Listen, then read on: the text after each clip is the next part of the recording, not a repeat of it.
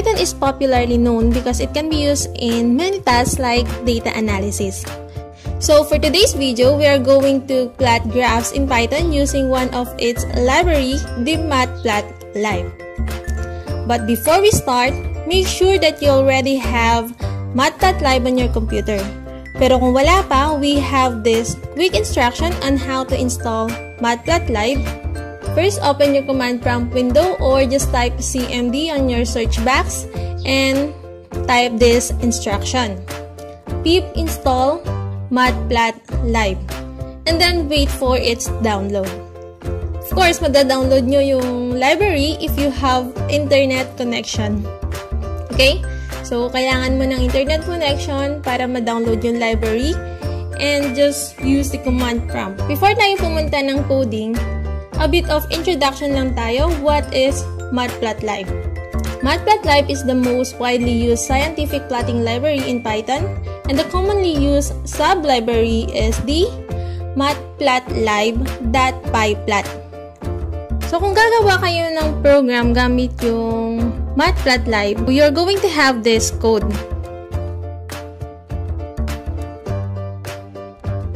The matplotlib.pyplot is the sub-library of Matplotlib. Yan yung gagamitin natin para makagawa ng graph. And yung PLT naman guys, that is the name of the sub-library. So kung ayaw nyo ng PLT, you can use other words as long as hindi siya keyword. So after importing the needed library, lagay nyo yung code na to. Meron tayo ditong X and Y na list. So, dun sa X natin, meron tayong element na 1, 2, and 3. While dun sa Y na list is meron siyang element na 2, 4, and 1. So, itong list na to, ito yung gagamitin natin for the X-axis and Y-axis. The next, ipa-plot na natin siya gamit ang plot function. Okay, after plotting the graph, papakita na natin yung graph using the show function. So, ginagamit yung show function para ma-display yung graph. So, if we're going to run this program, meron tayo nitong figure na to. Okay, so, observe, this is the x-axis and ito naman po yung y-axis. Kung titignan nyo bakit meron tayong 1.25, 1.5, and 1.75, wala naman siya dun sa x-axis, kasi nag-adjust na po si Python. Depende po dun sa size ng graph natin. So, it does not affect the graph itself. Okay? So, ito yung first point. As 1 and 2 siya. Okay, so, saan nakuha si 1? That is the first element ni X. And yung 2 naman, the first element ng Y list. And ito naman yung second point. And the third point. Diba kung tumitingin tayo ng mga graphs, meron tayong mga tinatawag na label for the x-axis and the y-axis para alam naman natin kung ano yung mga numbers na nakadisplay yan. Ano ba yung ibig sabihin ng mga numbers yan? Yan yung tinatawag nating label. And kung minsan, meron din tayong mga titles for the graphs.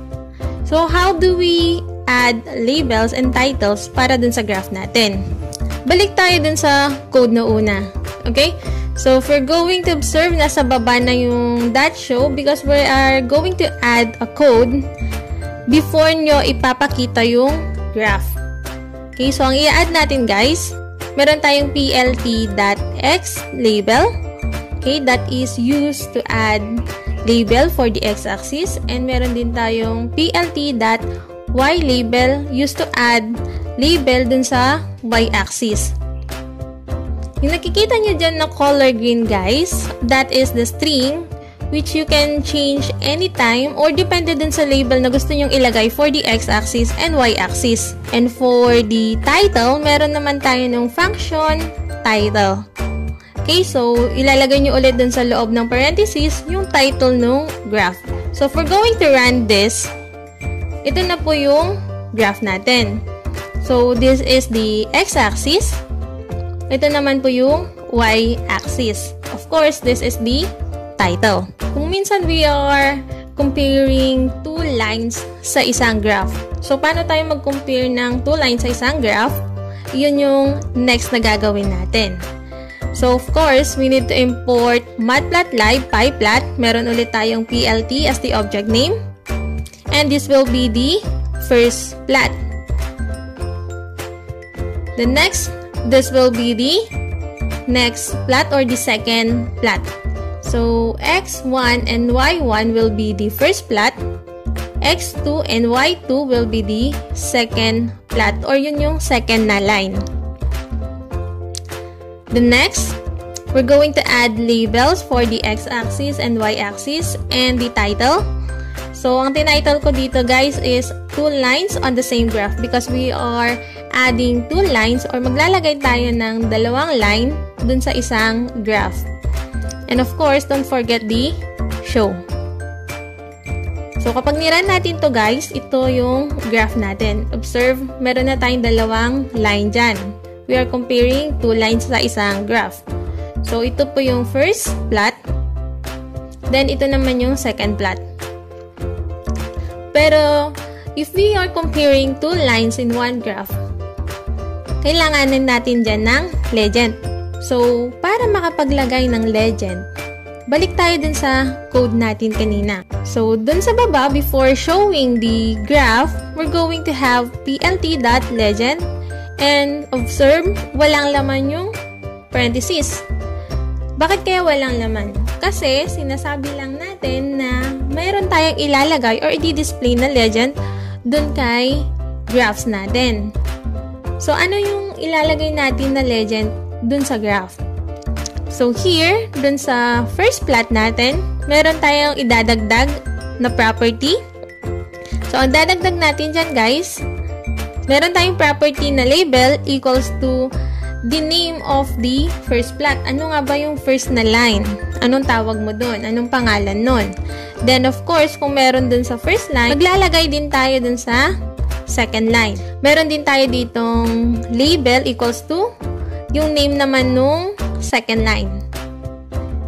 So, this label will be displayed as your legend. Pag nirun natin yan, makikita nyo, meron na tayong legend. Okay, so yung line 1 and line 2 na string, yun po yung nilagay natin dun sa may label na property. So, susunod naman ngayon guys, we're going to customize the plot. Ano yung customize na sinasabi? So, for example, meron ka nung graph na yan, plain line, gagawin mo siyang ganito. For better understanding or para mas maganda naman yung presentation nung graph. So, paano gawin yan? Let's have this code. Okay, so observe, meron tayong X list and Y list. Yun yung mga content niya. And plinat natin siya. Meron ulit siyang label. And the title is Some Cool Customizations. Yun lang kasi yung naisip. Okay, so if we're going to run this program, yan yung graph. Yan yung first na na-display kanina. Okay, so plain line, color blue. Boring. Quite boring for a graph, okay?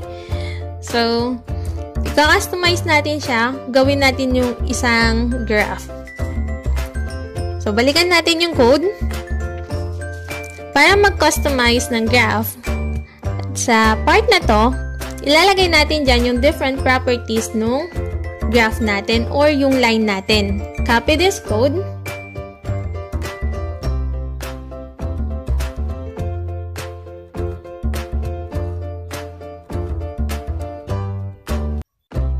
So, ito yung property na dinagdag natin. Kaya kapag nirun natin yung code na to, ganyan na po yung graph. So, paano naging ganyan? Yung first line, yan po yung properties for the line. So, meron siyang property na color. Ang nilagay natin dyan is color green. Yung line style niya is dash. Yung line width is 3. Yung width, ibig sabihin yung size ng line. So, you can change that into any numbers. Then, we have the marker. Ito naman po yung marker. Yung marker, gumamit tayo ng O or circle. Face color, ang ginamit natin dyan is color blue. Marker size, 12. So, pwede nyo ulit baguhin yung marker size ng any number that you want. So, in changing the property, you can use this value for the line style. So, meron tayong none for no line. Walang magdi-display na line. Okay, so you can use the characters here for the line style. Tapos, nandyan naman yung description. For the marker naman, guys, you can use the character to change the marker. So, ito yung mga description. You can always change your program or the properties of your graph. Depende po sa trip nyo. And sa color naman, guys, pwedeng gamitin nyo yung buong word or just the character. Pwede lang yun, guys. And of course, ito naman yung mga properties na pwede nating baguhin. First, we have the color, or you can use letter C to change the color. You can also have the dash cap style, yung mga values niya, yung mga yan po. Meron din tayong dash join style, yan din yung mga value na pwede nyong ilagay. We have the label, of course, nagamit na natin yan dun sa una pa lang, yung label. Then next, we have the line style or pwedeng LS. We also have the line width or LW. Can place there any number. Nadagamit na rin natin yan dun sa previous example natin. Then, meron tayong marker. And we also have the marker edge color, or you can use MEC or MEC. You can have the marker face color, MFC. We also have the marker size, or pwede mong ilagay dun is MS kung tinatamad kang mag-type, MS. Any number that you want. So, that's it, guys. Kung may katanungan pa kayo, just comment down below at sasagutan natin yan isa-isa. Para sa iba